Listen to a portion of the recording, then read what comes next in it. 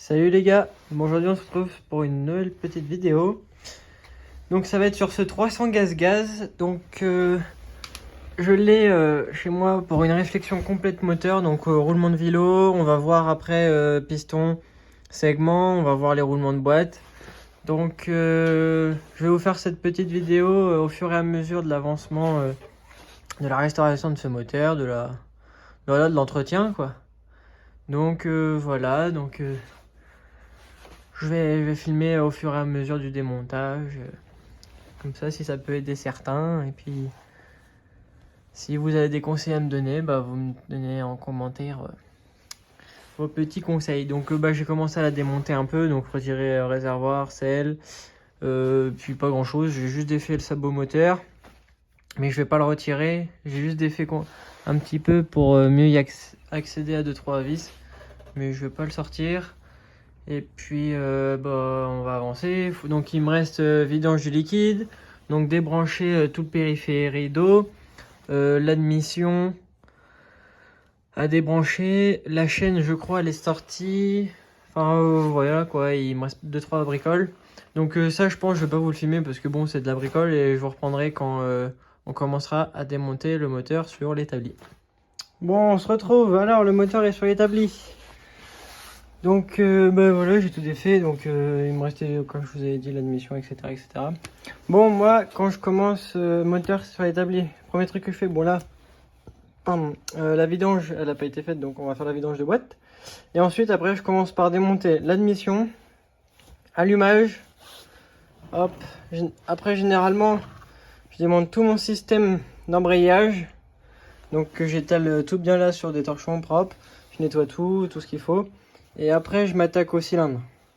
Je fonctionne comme ça. Des fois, je fais le cylindre après l'embrayage.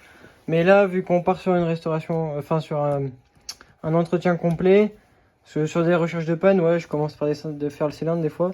Mais là, du coup, je fais admission, allumage, embrayage. Et après cylindre, puis après on ouvre le moteur en deux. Du coup, voilà. Donc, je le mets en vidange et on se reprend après. Hop. Bon, je vous reprends. Alors, j'ai démonté l'admission. Bon, du coup, je m'attaque au cylindre. Du coup, voilà, enfin, je me suis attaqué au cylindre. J'ai juste retiré le cache allumage. Donc, j'ai défait mes 4 goujons, ma plaque ici. Là, j'ai défait ma plaque ici pour défaire ma valve.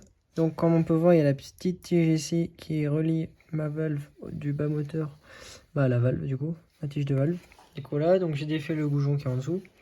Et donc là, je passe procéder à la vidange pour pouvoir démonter le carter d'embrayage parce que j'ai pas l'arrache avec moi et du coup, je vais l'emmener demain à mon garage pour faire sortir le rotor et après on pourra continuer à démonter. Mais du coup, vu que je peux pas sortir l'allumage, je voulais au moins sortir le cylindre pour voir dans l'état qu'il est. Et le côté embrayage. Du coup, c'est parti, on démonte le côté embrayage. Donc voilà, donc là on se retrouve, je viens de déposer le carton d'embrayage. Donc on se retrouve donc dans le côté embrayage. Donc là on a tout le système de valve avec le ressort de poussée. On a notre sortie de vilebrequin, notre embrayage, notre système de kick. Puis après derrière, il y a le sélecteur de 3 pignons. Donc on va démonter, là je vais démonter en premier l'embrayage, ensuite sortir le système de kick et après on va voir au système de valve. Bon on se retrouve, alors j'ai sorti le cylindre, bon j'ai pas le moteur avec moi, il est resté à mon garage, mais le cylindre est vraiment très propre. Alors attendez, on va prendre la baladeuse. Bon il est propre, mais il a 2-3 traces, mais après il a pas mal d'heures. Ce petit 300, mais donc un petit peu devant. Là, par contre, là, il y a une grosse trace là de segment. Donc, à voir s'il y a un coup de redoir, ça peut partir. Donc, pas dans un sens mal réglé, mais dans le sens où que le piston, il s'arrête ici, il descend pas plus bas. Donc, à force, le segment, il a marqué. Donc, pour moi, je pense que les segments sont morts. Les logements de segments, il y a trop de jeu, du coup, voilà. Et sinon il est propre.